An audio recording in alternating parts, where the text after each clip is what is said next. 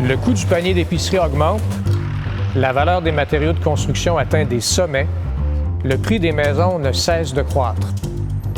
Non seulement les prix augmentent, mais on dirait qu'ils augmentent beaucoup plus vite que par le passé. Aujourd'hui, on parle d'inflation.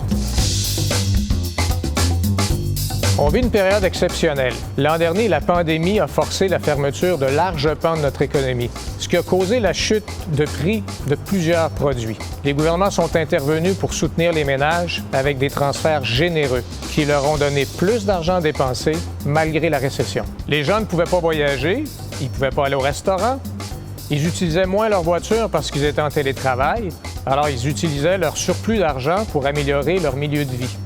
Ça a fait en sorte que la demande pour une foule de biens de matériaux a dépassé les capacités de production, ce qui a causé évidemment des goulots d'étranglement, notamment du côté du fret maritime.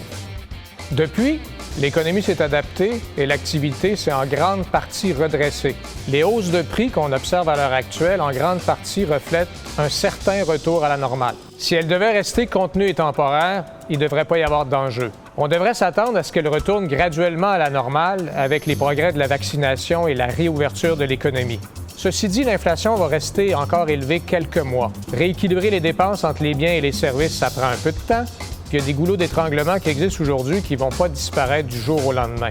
Les prochains mois vont tester la patience des banques centrales. Pour l'instant, on ne devrait pas s'attendre à beaucoup de changements. Les banques centrales vont continuer de soutenir la reprise. Aux États-Unis, la Réserve fédérale, la Fed, insiste pour dire que l'accélération actuelle de l'inflation est temporaire et que ça justifie ni de hausse de son taux directeur, ni la fin de ses politiques de soutien des liquidités. En fait, elle a un nouveau cadre de politique maintenant qui l'amène à prendre plus de risques du côté de l'inflation, dans le but d'atteindre des objectifs plus ambitieux du côté de l'emploi.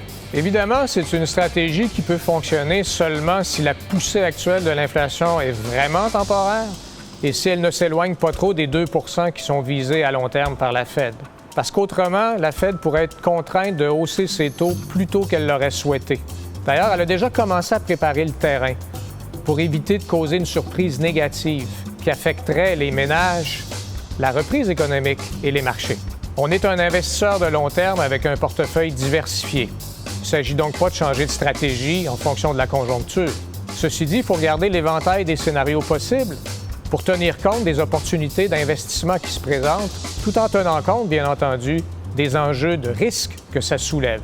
L'important, c'est de se bien positionner à long terme et de faire preuve d'agilité.